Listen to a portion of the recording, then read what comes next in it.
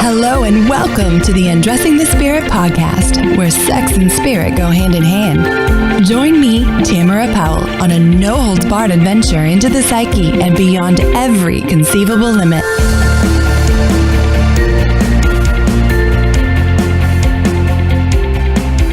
Welcome back to the Undressing the Spirit podcast. I'm so happy that you guys are here with me.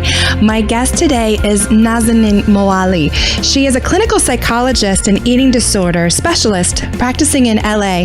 After receiving her doctoral degree in clinical psychology, she completed an APA-accredited postdoc residency in the treatment of adolescent and adult eating disorders.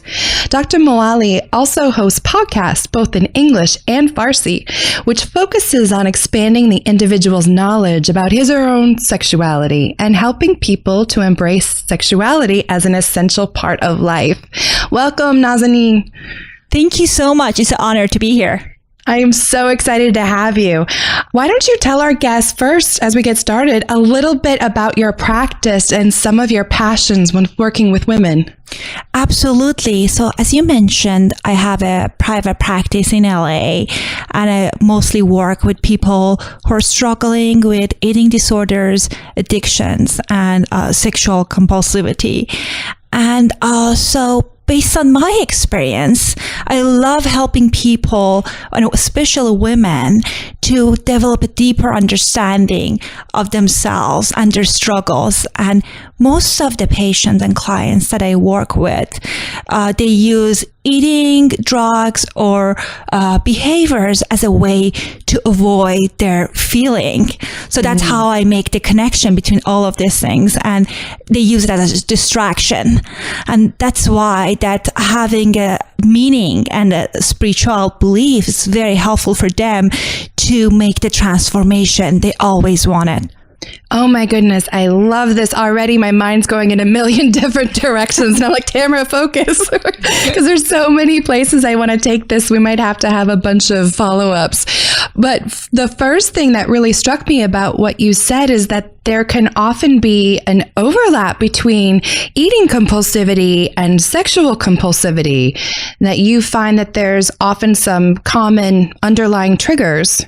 Is that Absolutely, yes. And when I work with people in early recovery in either of the, either kind of addictions or eating disorders or acting out behavior, I always talk about cross addiction and how, if they don't address what's going on inside and in deeper level and only focus on that specific behavior, we often see that they switch from one compulsive behavior to another.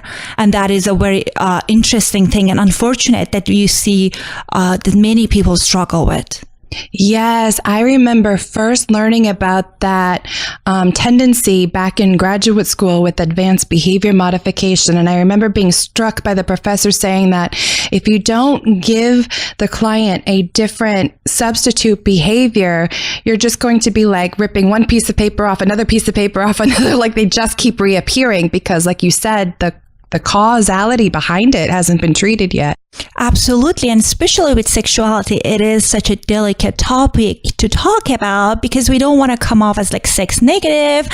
And it's very important to give awareness, but you don't want to kind of encourage people, like present it as only as a negative light. So it's very challenging when you're talking about food or sex and those things that are part of our daily lives. For sure, because Lord knows I love me some Oreos, but I probably shouldn't eat the whole sleeve at once. So it's not that Oreos are bad, it's that why am I using it? Absolutely, yes. And the why is very important. And if people want to make the long lasting changes. Yeah, I had one fellow colleague put it like this. She said, anything can be an act of aggression or affirmation for you. So the exact same behavior used with different intent can either help or hurt you. Absolutely. How did you get into these two specialties? Both of them are considered very difficult in our field. Thank you. No, I love it. I have a family history I'm coming from a background with compulsivity. So addiction and compulsive behavior was a big part of my life growing up.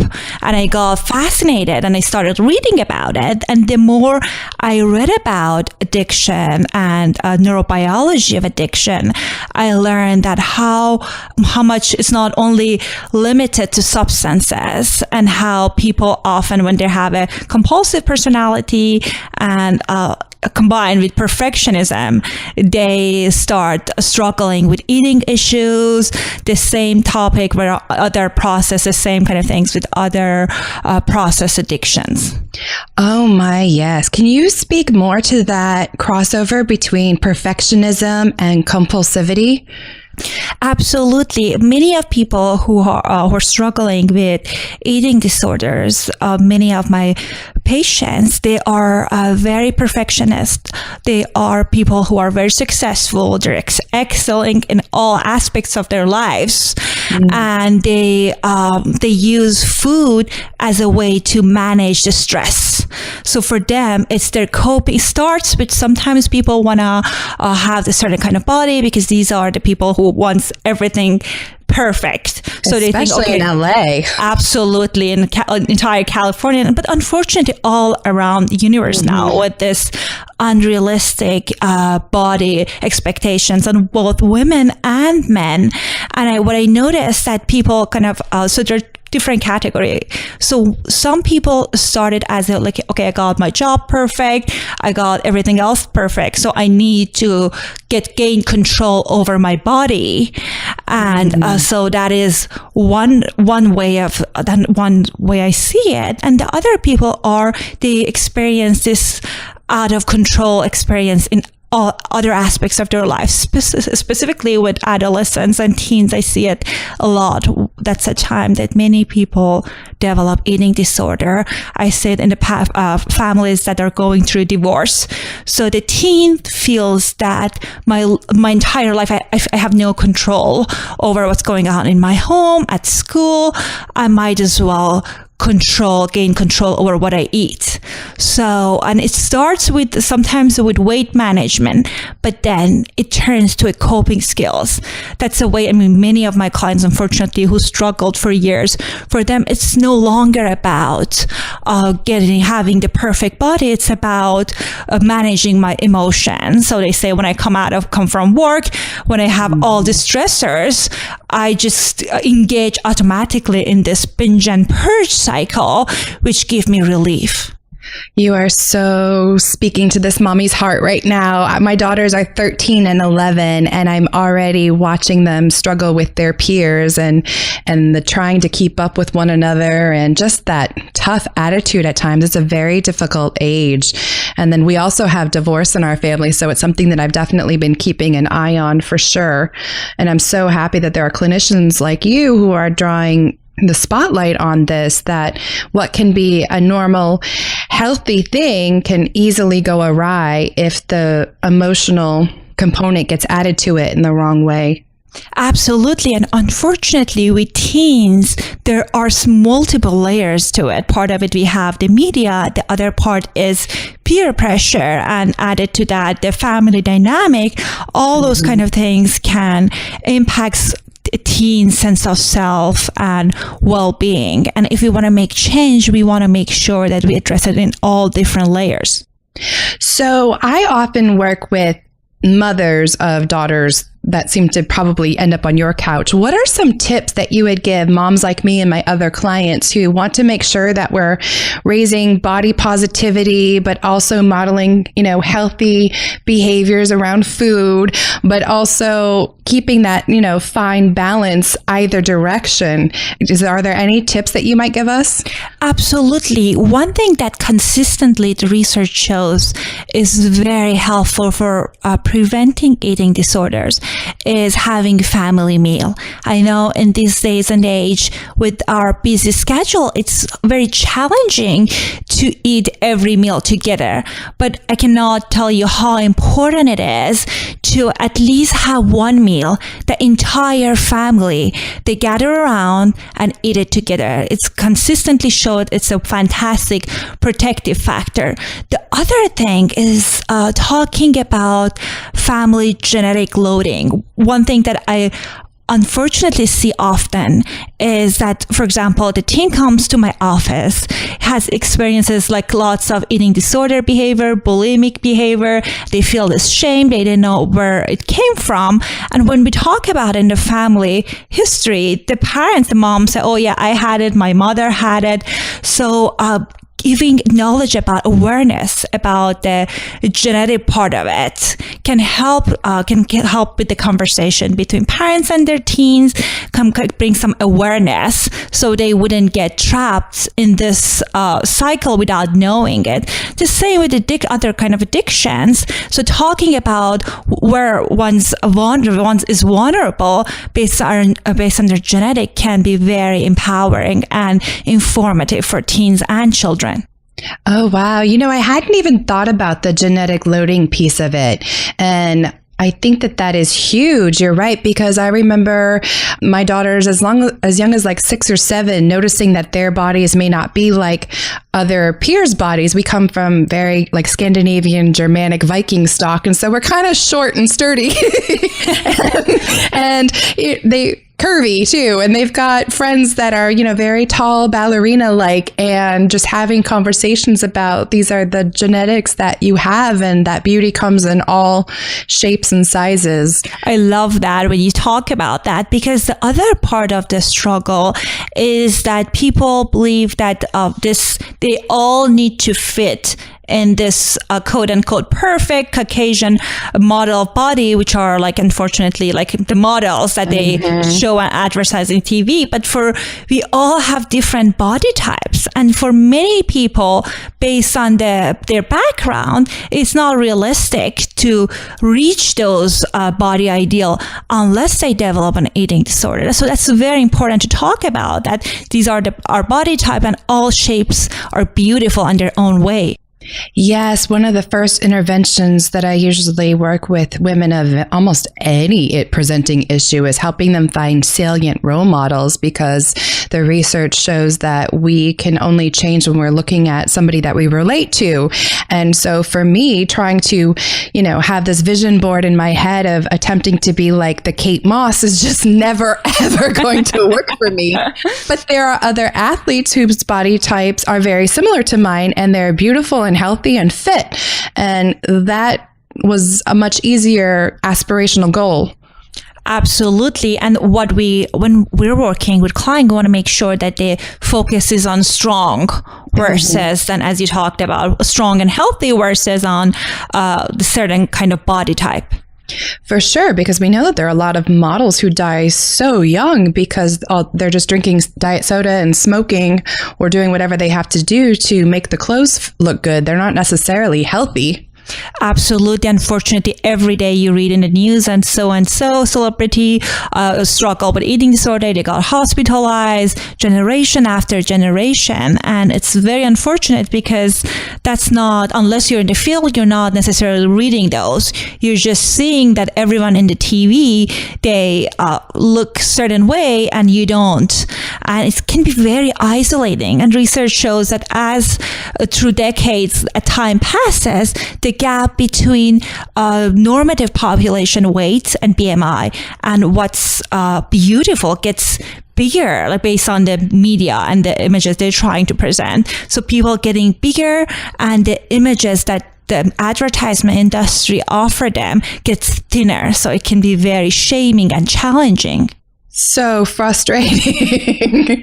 I don't know if you'll have an answer to this, but what are some of the conversations that you've had perhaps, or what are your thoughts on how we women can help change that for one another and for ourselves? So it's very difficult when I walk into the grocery store and all of the magazines are featuring these women who they don't even look like that.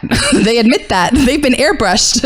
Right. I used to run this teen group, and one thing that was very helpful, we talked about how unrealistic, as you talked about, these body images are, and we read different articles about how they put the body from one person and head of another person. So one thing that was very empowering for the teen in that group was we wrote a letter to one of the editor of the magazine and talking about why it's unhelpful and unhealthy and it's not right to present these images. So it was very empowering for them to send an email or letter to the publication. So advocacy is very important.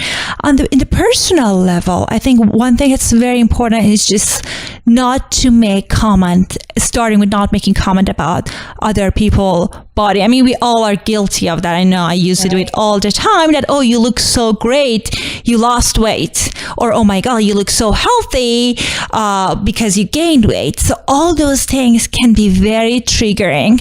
I know that I have clients that are struggling with anorexia and they're trying to recover, but whenever people giving a comment about their body, it kind of established, like, nourish their part of themselves that, oh, this is great, this is who I am. And if I gain weight, then I'm not going to be as acceptable. The other part is just shaming people for gaining weight, or like sometimes people say you look great, you gain weight, which many times people hear that, oh my God, like it kind of triggers all the negative self-talk in them. So I think it's very important to kind of be mindful of not making comments about other people's appearances. I know most of the time it comes from a very good place, but we want to kind of have an approach that focuses on health versus then certain body types. Yes, I hadn't even thought of that. You're blowing my mind today, Nazanin, because it is so common, especially among women, because we attempt to be so supportive. We're kind of hardwired for that relational component to want to give one another compliments. And I hadn't even thought about how tricky that can be if there's that internal script going on that we're now proving right for them. Absolutely. And again, we just don't know who's struggling and who doesn't. So again, most of the time I hear that it comes from a very, very good place, but then it's important to kind of be mindful of that. Yes. Let's take the conversation into the spiritual component for a minute then. How do you see spirituality either impacting positively or negatively a woman's body image and issues with eating? Absolutely. So I think spirituality, as you said, can be very helpful, and if unfortunate in the form of dogmatic religious beliefs, can be hurtful. So I see it in various ways. One is people who are identified with their religion or their spiritual, and it's part of who they are. That's fantastic. That's adding to their treatment, and that's one of the resources they have. So we absolutely want to incorporate that in their treatment and in their journey to recovery.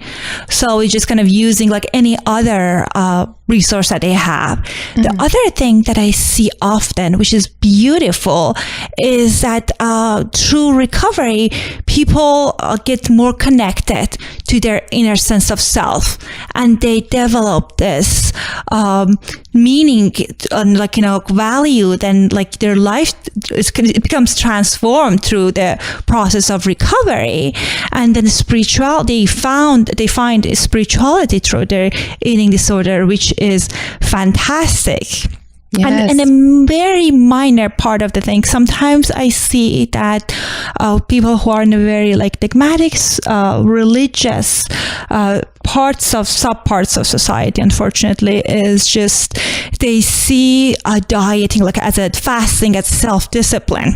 Mm-hmm. And I mean, it's absolutely okay for most people to, it's part of who they are to practice. But for example, I had a client who was struggling with anorexia, and she was very malnourished, and she was on the verge of hospitalization, and she was at the religious community that they were fasting a lot. Mm-hmm. And we talked to the religious leader about what if she skips it, and they didn't have, unfortunately, the flexibility. Mm-hmm. So she ended up relapsing, and she got hospitalized. But what I see usually, at least with the community that I work with, is that either it's adding, like the first guy we're talking about, that's a resource they have, or it is something that they discovered through the journey of recovery. Yes.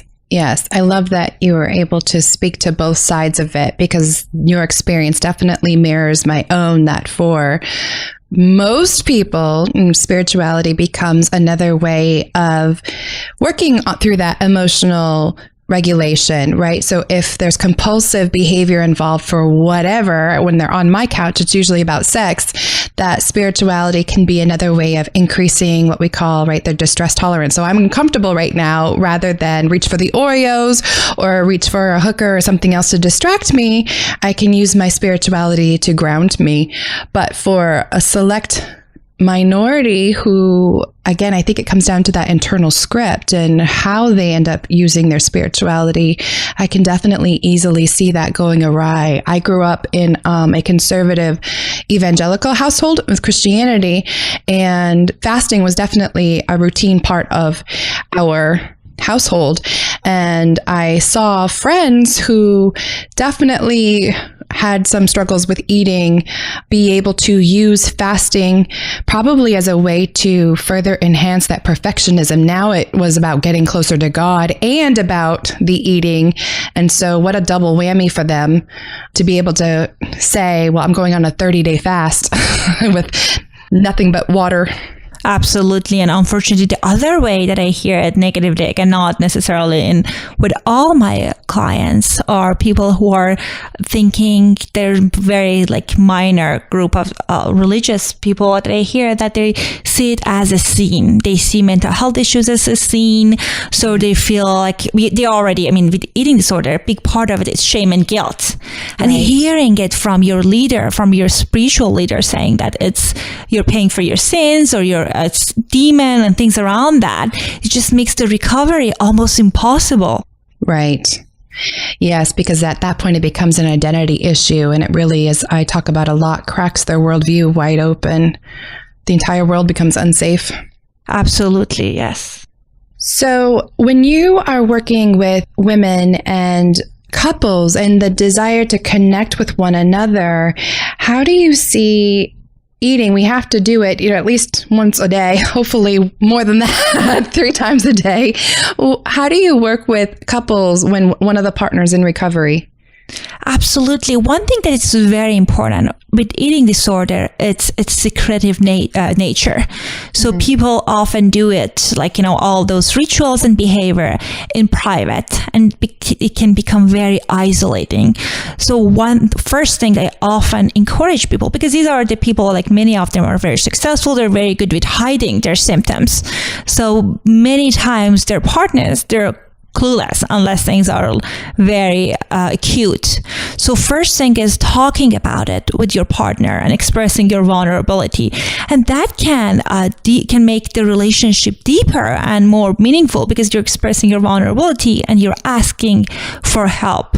So I think first thing is talking about it and just sharing it. Maybe sometimes I know with these things can be sensitive, so maybe in front of a skilled clinician like yourself, because we don't know sometimes the messages we got around the body and food, people have good intentions, but the thing they say necessarily is not helpful for one's recovery. So sometimes it's helpful to have someone who can moderate that conversation. Definitely. The other part of it is using it as a support system.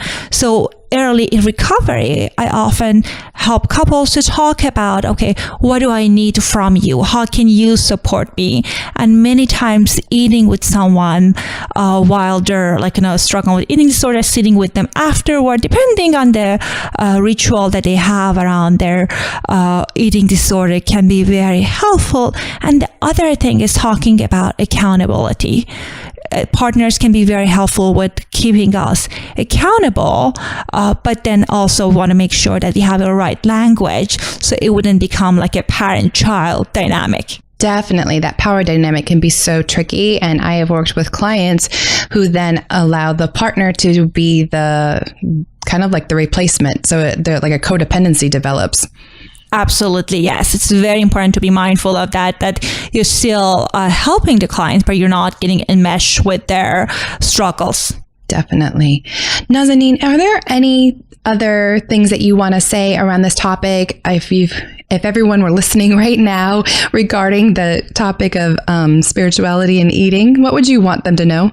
Absolutely. So one thing that's I'm a big advocate of is that with eating disorder treatment, I think the treatments of symptoms are important. Obviously, you want to make sure people are medically stable, but unless the treatment address the mind, body, spirit, I often don't see people making those deep, transformative changes. Because in my perspective, the mind, body, and spirit are connected. And in order to nourish our body, it's important for us to nourish our souls as well. So when people are struggling, it's important to kind of address the issue from all various angles. So beautiful. I wish I could whip out my cheerleading pom-poms right now, because that's my favorite, is that you can't treat anything if you're not taking a holistic approach, because we're not just one thing. We are absolutely mind, body, spirit, soul, whatever you want to call it. Absolutely. You're right on that. Yes. Nazanin, thank you so much for being here today. I so love this conversation and can't wait to do it again. Thank you so much for having me. It was a wonderful interview. Where can people find you if they're interested in learning more about you and your services? Absolutely. So they can go to my private practice website, which is www.oasistocare.com, or my podcast website, which is www.sexualitypodcast.com. And I have my contact information in both websites. So again, thank you so much for having me. Thank you. And I will have both of those listed on my website in the show notes. Thank you so much. Wonderful. Thank you.